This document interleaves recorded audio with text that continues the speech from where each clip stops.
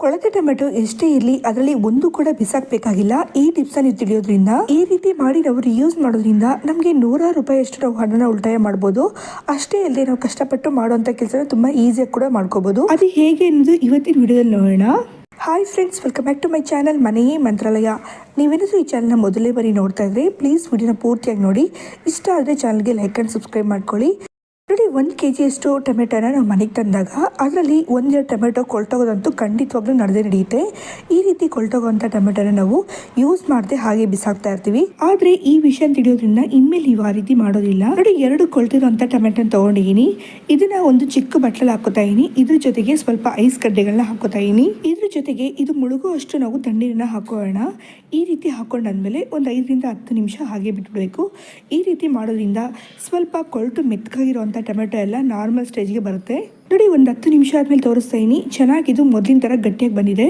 ಆದರೆ ಎಷ್ಟೇ ಆದ್ರೂ ಇದು ಕೊಳ್ತಿರೋ ಟೊಮೆಟೊ ಆಗಿರೋದ್ರಿಂದ ಇದರಲ್ಲಿ ತುಂಬಾ ಫಂಗಸ್ ಎಲ್ಲ ಇರುತ್ತೆ. ಆದ್ದರಿಂದ ಇದನ್ನು ನಾವು ಖಂಡಿತವಾಗ್ಲೂ ಅಡುಗೆಗೆ ಅಂತ ಬಳಸಲೇಬಾರ್ದು. ಅದಕ್ಕೆ ಬದಲು ನಾವು ಇದನ್ನು ಹಲವಾರು ಕ್ಲೀನಿಂಗ್ ಪರ್ಪಸ್ಗೋಸ್ಕರ ಬಳಸ್ಕೋಬೋದು. ಅದು ಹೇಗೆ ಅನ್ನೋದು ನೋಡೋಣ. 3/4 ಲೀಟರ್ ಇಳಿಸೋಷ್ಟು ಪಾತ್ರೆ ತಗೊಂಡಿದ್ದೀನಿ. ಈ ಪಾತ್ರೆಯಲ್ಲಿ 1 ಟೇಬಲ್ ಸ್ಪೂನ್ ಅಷ್ಟು ಬೇಕಿಂಗ್ ಸೋಡಾನ ಹಾಕೋಣ. ಇದ್ರ ಜೊತೆಗೆ 1 ಟೇಬಲ್ ಸ್ಪೂನ್ ಅಷ್ಟು ಅರಿಶಿನ ಪುಡಿನ ಹಾಕೋತಾ ಇದೀನಿ. ಬೇಕಿಂಗ್ ಸೋಡಾ ಅನ್ನೋದು ನ್ಯಾಚುರಲ್ ಆಗಿ ಒಂದು ಬ್ಲೀಚಿಂಗ್ ಏಜೆಂಟ್ ಆಗಿ ಕೆಲಸ ಮಾಡುತ್ತೆ. ಅದೇ ರೀತಿಯಲ್ಲಿ ಅರಿಶಿನ ಪುಡಿನ ಒಂದು ಕ್ರಿಮಿನಾಶಿನಿ. ಅಷ್ಟೇ ಅಲ್ಲದೆ ಇದನ್ನ ಯೂಸ್ ಮಾಡಿಕೊಂಡು ಕ್ಲೀನ್ ಮಾಡೋದ್ರಿಂದ ಆ ಕಲರ್ ಅನ್ನೋದು ತುಂಬಾನೇ ಕೊಡುತ್ತೆ. ಅದು ಹೇಗೆ ಅನ್ನೋದು ಪೂರ್ತಿ ವಿಡಿಯೋನ ನೋಡೋದ್ರಿಂದ ನಿಮ್ಗೆ ಗೊತ್ತಾಗುತ್ತೆ. ಇವೆರಡನ್ನು ಈ ರೀತಿ ಹಾಕೊಂಡಾದ್ಮೇಲೆ ನೆಕ್ಸ್ಟ್ ಇದರಲ್ಲಿ ಕುಡಿಯೋ ನೀರನ್ನ ಹಾಕೋಣ. ಮೊದಲು 1 ಗ್ಲಾಸ್ ಅಷ್ಟು ನೀರನ್ನ ಹಾಕೊಂಡಾದ್ಮೇಲೆ ಈ ಕೊಳ್ತಿರುವಂತ ಟೊಮೆಟೊನ ಇದ್ರಲ್ಲಿ ಹಾಕೋತಾ ಇದೀನಿ. ಇದಾದ್ಮೇಲೆ ಇದ್ರ ಮುಳುಗುವಷ್ಟು ನಾವು ನೀರನ್ನ ಹಾಕೋಣ. ಇವಾಗ ಇದನ್ನ ಹಾಗೆ ತಗೊಂಡೋಗಿ ನಾವು ಗ್ಯಾಸ್ ಸ್ಟವ್ ಮೇಲ್ಗಡೆ ಇಟ್ಕೋಬೇಕು. ಈ ರೀತಿ ಇಟ್ಕೊಂಡು ಸ್ವಲ್ಪ ತಾದ್ಮೇಲೆ ಇದ್ರ ಮೇಲ್ಗಡೆ ನೊರೆ ಎಲ್ಲ ಚೆನ್ನಾಗಿ ಉಕ್ಕಿ ಬರುತ್ತೆ. ನೋಡಿ, ಈ ತರ ನೊರೆ ಬರ್ಬೇಕಾದಾಗ ಇದ್ರಲ್ಲಿ ಇವಾಗ ನಾವು ಅರ್ಧ ನಿಂಬೆಹಣ್ಣಷ್ಟು ರಸನ ಹಿಂಡಿ ಹಾಕೋಣ. ನೋಡಿ, ರಸನ ಪೂರ್ತಿ ಹಿಂಡಿ ಹಾಕೊಂಡಾದ್ಮೇಲೆ ಈ ನಿಂಬೆಹಣ್ಣು ಕೂಡ ಅದ್ರಲ್ಲಿ ಹಾಕೋತಾ ಇದೀನಿ. ಈ ತರ ಕೊಳ್ತಿರುವಂತ ಟೊಮೆಟೊನ ನೀರಲ್ಲಿ ಕುದಿಸಿ ತಗೊಳ್ಳೋದ್ರಿಂದ ಅದರಿಂದ ಬರುವಂತ ಕೆಟ್ಟ ವಾಸನೆ ಸ್ವಲ್ಪ ಕೂಡ ಬರೋದಿಲ್ಲ, ಪೂರ್ತಿಯಾಗಿ ಹೊರಟೋಗುತ್ತೆ. ಅಷ್ಟೇ ಇಲ್ದೇನೆ ಇದೊಂದು ಸೂಪರ್ ಆಗಿರುವಂತ ಹಾಗೆ ಎಫೆಕ್ಟಿವ್ ಆಗಿರುವಂತ ಕ್ಲೀನಿಂಗ್ ಲಿಕ್ವಿಡ್ ಆಗಿ ರೆಡಿಯಾಗಿ ಸಿಗುತ್ತೆ ನಮ್ಗೆ. ನೋಡಿ, ನಿಂಬೆಹಣ್ಣು ಹಾಕಿ ಸ್ವಲ್ಪಕ್ಕೇನೆ ಇದರಿಂದ ನೊರೆ ಎಲ್ಲ ಹೇಗೆ ಉಕ್ಕಿ ಬರ್ತಿದೆ ಅಂತ. ಈ ತರ ಒಂದ್ಸಲ ನೊರೆ ಬಂದ್ರೆ ಸಾಕು, ನಾವು ಗ್ಯಾಸ್ ಸ್ಟವ್ ನ ಆಫ್ ಮಾಡ್ಕೊಂಡು ಈ ನೀರನ್ನ ತಣ್ಣಗೆ ಮಾಡ್ಕೊಳ್ಳೋಣ. ಈ ನೀರು ಪೂರ್ತಿ ತಣ್ಣಗಾದ್ಮೇಲೆ ಇದರಲ್ಲಿರುವಂಥ ಟೊಮೆಟೊನ ನಾವು ಒಂದು ಮಿಕ್ಸಿ ಜಾರ್ನಲ್ಲಿ ಹಾಕಿ ಚೆನ್ನಾಗಿ ಪೇಸ್ಟ್ ಮಾಡಿ ತಗೋಣ. ಅಥವಾ ಈ ನೀರನ್ನ ಇನ್ನೊಂದು ಬಟ್ಲಲ್ಲಿ ಫಿಲ್ಟರ್ ಮಾಡಿಕೊಂಡು ಬರೀ ಟೊಮೆಟೊನ ಮಾತ್ರ ನಾವು ಈ ತರ ಪೊಟೆಟೊ ಸ್ಮ್ಯಾಶರ್ ಇಂದ ಪ್ರೆಸ್ ಮಾಡಿ ತಗೊಂಡಾಗ ತುಂಬಾನೇ ಚೆನ್ನಾಗಿ ನಮಗೆ ಪೇಸ್ಟ್ ಆಗಿ ಸಿಗುತ್ತೆ. ನೋಡಿ, ಈ ರೀತಿ ಮಾಡಿಕೊಂಡು ಸಾಫ್ಟ್ ಆಗಿ ಬಂದಿರುವಂಥ ಟೊಮೆಟೊ ಪೇಸ್ಟ್ ನಲ್ಲಿ ಮತ್ತೆ ನಾವು ಆ ನೀರನ್ನ ಹಾಕೋಣ.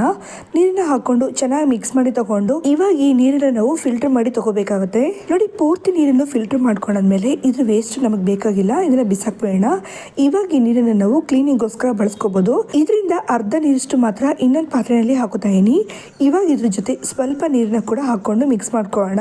ಇವಾಗ ಈ ನೀರಿನಲ್ಲಿ ನಾವು ಕ್ಲೀನ್ ಮಾಡ್ಬೇಕಾಗಿರುವಂತ ತಾಮ್ರದ ಪಾತ್ರೆಗಳು ಹಾಗೆ ಹಿತ್ತಾಳೆ ಪಾತ್ರೆಗಳನ್ನ ಹಾಕಿಟ್ಕೊಳ್ಳೋಣ. ಅಂದ್ರೆ ನಾವು ಪೂಜೆ ಮಾಡೋದಕ್ಕೆ ಬಳಸುವಂತ ತಾಮ್ರ ಹಿತ್ತಾಳೆ ಪಾತ್ರೆಗಳನ್ನ ಈ ನೀರನ್ನ ಬಳಸ್ಕೊಂಡು ಕ್ಲೀನ್ ಮಾಡೋದ್ರಿಂದ ತುಂಬಾನೇ ಈಸಿಯಾಗಿ ನಾವು ಕ್ಲೀನ್ ಮಾಡಿ ತಗೋಬಹುದು. ಈ ನೀರಿನಲ್ಲಿ ತಾಮ್ರದ ಲೋಟ ಹಾಗೆ ಹಿತ್ತಾಳೆ ಬಟ್ಟೆನ ಹಾಕಿಟ್ಕೊಂಡಿದೀನಿ.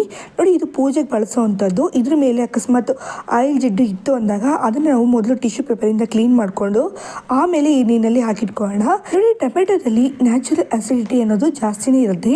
ಅದರಲ್ಲೂ ಕೊಳ್ತಿರುವಂತ ಟೊಮೆಟೊದಲ್ಲಿ ಆ ಆಸಿಡಿಟಿ ಅನ್ನೋದು ಇನ್ನೂ ಸ್ವಲ್ಪ ಹೆಚ್ಚಿಗೆ ಇರೋದ್ರಿಂದ ಇದನ್ನ ನಾವು ಕ್ಲೀನಿಂಗ್ ಪರ್ಪಸ್ಗೋಸ್ಕರ ಬಳಸ್ಕೊಂಡಾಗ ತುಂಬಾನೇ ಈಸಿಯಾಗಿ ನಾವು ಕ್ಲೀನ್ ಮಾಡಿ ತಗೋಬಹುದು. ಈ ನೀರಿನಲ್ಲಿ ಹಾಕಿಟ್ಟು ಒಂದು 10-15 ನಿಮಿಷ ಆದ್ಮೇಲೆ ಇವಾಗ ಇದನ್ನ ನಾವು ಕ್ಲೀನ್ ಮಾಡ್ಕೊಳ್ಳೋಣ.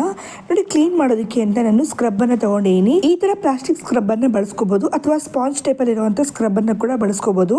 ಇದರಲ್ಲಿ ಸ್ವಲ್ಪ ವಿಮ್ ಲಿಕ್ವಿಡ್ ನ ಹಾಕೊಂಡು ಇವಾಗ ಈ ಸ್ಕ್ರಬ್ ಅನ್ನ ಬಳಸ್ಕೊಂಡು ನಾವು ಇದನ್ನ ಕ್ಲೀನ್ ಮಾಡ್ಕೊಳ್ಳೋಣ. ನೋಡಿ, ತುಂಬಾನೇ ನಾವು ಪ್ರೆಷರ್ ಕೊಟ್ಟು ಕ್ಲೀನ್ ಮಾಡ್ಬೇಕಾಗಿಲ್ಲ, ಸುಮ್ಮನೆ ಹಾಗೆ ಕ್ಲೀನ್ ಮಾಡ್ಕೊಂಡ್ರೆ ಸಾಕು. ಕಲರ್ ಎಲ್ಲನೂ ಆದಷ್ಟು ಬೇಗ ಚೇಂಜ್ ಆಗೋದ್ರ ಜೊತೆಗೆ ಹೆಚ್ಚಿಗೆ ಪಳ ಅಂತ ಹೊಳಿತಾ ಇರುತ್ತೆ. ನೋಡಿ, ಇದೇ ರೀತಿಯಲ್ಲೇ ಪೂರ್ತಿ ಗ್ಲಾಸ್ ನಾವು ಕ್ಲೀನ್ ಮಾಡ್ಕೊಂಡು ಸ್ವಲ್ಪ ತೇನೆ ಎಷ್ಟು ಚೆನ್ನಾಗಿ ಕಾಣಿಸ್ತೆ ಅಂತ. ಇವಾಗ ಇದನ್ನ ಸೈಡ್ಗೆ ಇಟ್ಕೊಂಡು ಇನ್ನು ಉಳಿದಿರುವಂತ ಹಿತ್ತಾಳೆ ಬಟ್ಲುಗಳನ್ನ ಕ್ಲೀನ್ ಮಾಡ್ಕೊಳ್ಳೋಣ. ನೋಡಿ, ಇದನ್ನೆಲ್ಲ ನಾನು ಒಂದ್ ಸೈಡ್ ಇಟ್ಕೋತಾ ಇದೀನಿ. ಇದನ್ನ ಕ್ಲೀನ್ ಮಾಡೋದಕ್ಕೆ ಅಂತ ವಿಮ್ ಲಿಕ್ವಿಡ್ ನ ಬಳಸ್ತಾ ಇದೀನಿ. ಇದ್ರ ಜೊತೆಗೆ ಸ್ವಲ್ಪ ಅಷ್ಟು ಅರಿಶಿನ ಪುಡಿನ ಹಾಕೋಣ. ಮುಖ್ಯವಾಗಿ ಹಿತ್ತಾಳೆ ಪಾತ್ರೆಗಳನ್ನ ಕ್ಲೀನ್ ಮಾಡಬೇಕಾದಾಗ ಸ್ವಲ್ಪ ಅರಿಶಿನ ಪುಡಿನ ಸೇರಿಸ್ಕೊಂಡು ನಾವು ಕ್ಲೀನ್ ಮಾಡೋದ್ರಿಂದ ನಾವು ಕ್ಲೀನ್ ಮಾಡ್ಕೊಂಡಿರುವಂತ ಹಿತ್ತಾಳೆ ಪಾತ್ರೆಗಳೆಲ್ಲ ಚಿನ್ನದ ತರ ಮಿರ ಅಂತ ಮಿಂಚ್ತಾ ಇರುತ್ತೆ. ಇನ್ನು ಈ ತರ ನಾವು ಕ್ಲೀನ್ ಮಾಡೋದ್ರಿಂದ ಅಂಗಡಿಯಿಂದ ನಾವು ಪೀತಾಂಬರಿ ಪೌಡರ್ ತರಬೇಕಾಗಿಲ್ಲ, ಅಷ್ಟೇ ಕೆಮಿಕಲ್ ಇರುವಂತ ಲಿಕ್ವಿಡ್ ತಂದು ಕ್ಲೀನ್ ಮಾಡ್ಕೋಬೇಕಾಗಿಲ್ಲ. ತುಂಬಾನೇ ಈಸಿಯಾಗಿ ಮನೇಲಿರುವಂತ ವಸ್ತುಗಳನ್ನ ಬಳಸ್ಕೊಂಡು ಈ ರೀತಿ ನಾವು ಪಳ ಅಂತ ಹೊಳೆಯೋ ತರ ಕ್ಲೀನ್ ಮಾಡಿ ತೊಗೋಬೋದು. ಟಿಪ್ಸ್ ನಿಮಗೆ ಇಷ್ಟ ಆಯಿತು ಅನ್ಕೋತೀನಿ. ಪ್ಲೀಸ್ ಇಷ್ಟ ಆಗಿದ್ರೆ ವಿಡಿಯೋಗೊಂದು ಲೈಕ್ ಕೊಟ್ಟು ಚಾನಲ್ಗೆ ಸಬ್ಸ್ಕ್ರೈಬ್ ಮಾಡ್ಕೊಳ್ಳಿ. ಆದಷ್ಟು ನಿಮ್ಮ ಫ್ರೆಂಡ್ಸ್ ಆ್ಯಂಡ್ ಫ್ಯಾಮಿಲಿ ಕೂಡ ಶೇರ್ ಮಾಡಿ, ಅವ್ರಿಗೂ ಸಹ ಯೂಸ್ ಆಗುತ್ತೆ. ಇನ್ನು ನಾವು ರೆಡಿ ಮಾಡ್ಕೊಂಡಿದ್ವಲ್ಲ ಆ ಲಿಕ್ವಿಡ್ನಲ್ಲಿ ಸ್ವಲ್ಪ ಲಿಕ್ವಿಡ್ ತಗೊಂಡಿದ್ದೀನಿ. ಈ ಲಿಕ್ವಿಡ್ನಲ್ಲಿ ನಾವು ಇವಾಗ ನಮ್ಮ ಮನೇಲಿ ಯೂಸ್ ಮಾಡುವಂಥ ಕಬ್ಬಿಣದ ವಸ್ತುಗಳನ್ನ ಸಹ ನಾವು ಕ್ಲೀನ್ ಮಾಡ್ಕೋಬಹುದು.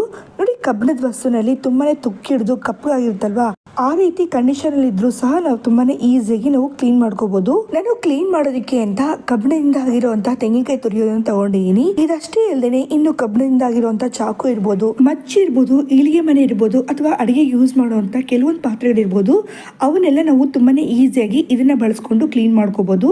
ನೋಡಿ, ಪೂರ್ತಿಯಾಗಿ ಕ್ಲೀನ್ ಮಾಡಿದ್ಮೇಲೆ ತೋರಿಸ್ತಾ ಇದೀನಿ ಎಷ್ಟು ಚೆನ್ನಾಗಿ ಕ್ಲೀನ್ ಆಗಿದೆ ಅಂತ. ನಾನು ಇದನ್ನ ಕ್ಲೀನ್ ಮಾಡ್ಬೇಕಾದಾಗ ಲಿಕ್ವಿಡ್ ನ ಯೂಸ್ ಮಾಡ್ಕೊಂಡು ಹಾಗೇನೆ ಕ್ಲೀನ್ ಮಾಡ್ಕೊತಾ ಇದೀನಿ. ಅಕಸ್ಮಾತ್ ತುಂಬಾನೇ ಕೊಳೆ ಇತ್ತು, ಇನ್ನೂ ಚೆನ್ನಾಗಿ ಕ್ಲೀನ್ ಆಗಬೇಕು ಅಂದಾಗ ಇದನ್ನ ಆ ಲಿಕ್ವಿಡ್ನಲ್ಲಿ ಇಡೀ ರಾತ್ರಿ ಹಾಗೆ ಬಿಟ್ಟು ಅಥವಾ ಒಂದು 10-15 ನಿಮಿಷ ಹಾಗೆ ಬಿಟ್ಟು ಕ್ಲೀನ್ ಮಾಡೋದ್ರಿಂದ ಇನ್ನೂ ಚೆನ್ನಾಗಿ ಕ್ಲೀನ್ ಆಗುತ್ತೆ. ನೀವು ಸಹ ಟ್ರೈ ಮಾಡಿ ನೋಡಿ. ಇನ್ನು ಈ ಲಿಕ್ವಿಡ್ನ ಉಪ್ಪು ನೀರೆಲ್ಲ ಬಿದ್ದು ತುಂಬಾ ಸ್ಟೈನ್ ಆಗಿರುವಂಥ ಟ್ಯಾಬ್ಸ್ನ ಕ್ಲೀನ್ ಮಾಡ್ಕೊಳ್ಳೋದಕ್ಕೆ ಬಳಸ್ಕೋಬೋದು. ನೋಡಿ, ಈ ಟ್ಯಾಬ್ನಲ್ಲಿ ಎಷ್ಟು ಕರೆ ತುಂಬಿದೆ ಅಂತ. ಈ ಕರೆನ ಹೋಗಿಸ್ಕೊಳ್ಳೋದಕ್ಕೋಸ್ಕರ ಮೊದಲು ನಾವು ರೆಡಿ ಮಾಡಿಟ್ಕೊಂಡಿದ್ವಲ್ವಾ ಆ ಲಿಕ್ವಿಡ್ನ ಇದ್ರ ಮೇಲ್ಗಡೆ ಹಾಕೋತಾ ಇದೀನಿ. ಈ ರೀತಿ ಹಾಕೊಂಡು ಒಂದು ಸ್ಕ್ರಬ್ಬರಿಂದ ಕ್ಲೀನ್ ಮಾಡ್ಕೊಳ್ಳೋಣ. ನೋಡಿ, ಸ್ಕ್ರಬ್ಬರಿಂದ ಸುಮ್ಮನೆ ಹಾಗೆ ಉಜ್ಜಿ ಕ್ಲೀನ್ ಮಾಡಿಕೊಂಡ್ರೆ ಸಾಕು, ತುಂಬಾನೇ ಈಸಿಯಾಗಿ ಮೇಲಿರುವಂಥ ಕರೆಗಳೆಲ್ಲ ಹೊಟ್ಟೋಗುತ್ತೆ. ಈ ರೀತಿ ಕ್ಲೀನ್ ಮಾಡ್ಕೊಂಡಾದ್ಮೇಲೆ ಇನ್ನು ಇದನ್ನ ನಾವು ನೀರಿಂದ ವಾಶ್ ಮಾಡ್ಕೊಳ್ಳೋಣ. ನೋಡಿ, ಪೂರ್ತಿಯಾಗಿ ವಾಶ್ ಮಾಡಿದ್ಮೇಲೆ ಎಷ್ಟು ಚೆನ್ನಾಗಿ ಕಾಣಿಸ್ತಿದೆ ಅಂತ. ಇದಷ್ಟೇ ಇಲ್ಲದೇ ಇನ್ನು ಹಿಂದಗಡೆ ಇರುವಂಥ ಟೈಲ್ಸ್ ಇರ್ಬೋದು, ಕಿಚನ್ ಟೈಲ್ಸ್ ಇರ್ಬೋದು, ಹಾಗೆ ಬಾತ್ರೂಮ್ ಟೈಲ್ಸ್ ಇರ್ಬೋದು, ಬಾತ್ರೂಮ್ ಫ್ಲೋರ್ ಇರ್ಬೋದು, ಅದನ್ನೆಲ್ಲ ಸಹ ನಾವು ಈ ಲಿಕ್ವಿಡ್ನ ಯೂಸ್ ಮಾಡಿಕೊಂಡು ತುಂಬಾನೇ ಈಸಿಯಾಗಿ ಕ್ಲೀನ್ ಮಾಡಿ ತಗೋಬಹುದು. ನೋಡಿದ್ರಲ್ಲ, ಕೊಳ್ತಿರುವಂಥ ಟೊಮೆಟೊ ಇನ್ನು ಯೂಸ್ ಆಗಲ್ಲ ಅಂತ ಅದನ್ನ ಬಿಸಾಕೋದಕ್ಕೆ ಬದಲಾಗಿ ಈ ತರ ನಾವು ಟ್ರೈ ಮಾಡೋದ್ರಿಂದ ಎಷ್ಟೆಲ್ಲ ಕೆಲಸಗಳಿಗೆ ಉಪಯೋಗ ಆಗುತ್ತೆ ಅಂತ. ಇದರಿಂದ ನಾವು ಹೆಚ್ಚಿಗೆ ಹಣನ ಉಳಿತಾಯ ಮಾಡಬಹುದು. ಅಷ್ಟೇ ಅಲ್ಲದೆ ನಮ್ಮ ಕೆಲಸ ಕೂಡ ತುಂಬಾನೇ ಬೇಗ ಆಗುತ್ತೆ. ಓಕೆ ಫ್ರೆಂಡ್ಸ್, ಇವತ್ತಿನ ಟಿಪ್ಸ್ ನಿಮಗೆ ಇಷ್ಟ ಆಗಿದೆ ಅನ್ಕೋತೀನಿ. ಇಷ್ಟ ಆಗಿದ್ರೆ ಪ್ಲೀಸ್ ಟ್ರೈ ಮಾಡೋದ್ರ ಜೊತೆಗೆ ವಿಡಿಯೋಗೊಂದು ಲೈಕ್ ಕೊಟ್ಟು ಚಾನಲ್ಗೆ ಸಬ್ಸ್ಕ್ರೈಬ್ ಮಾಡ್ಕೊಳ್ಳಿ. ಹಾಗೆ ನಿಮ್ಮ ಫ್ರೆಂಡ್ಸ್ ಅಂಡ್ ಫ್ಯಾಮಿಲಿ ಕೂಡ ಶೇರ್ ಮಾಡಿ. ಇದೇ ತರ ಇನ್ನೊಂದು ಯೂಸ್ಫುಲ್ ಆಗಿರೋ ವಿಡಿಯೋದಲ್ಲಿ ಮೀಟ್ ಮಾಡೋಣ. ಟೇಕ್ ಕೇರ್, ಬಾಯ್.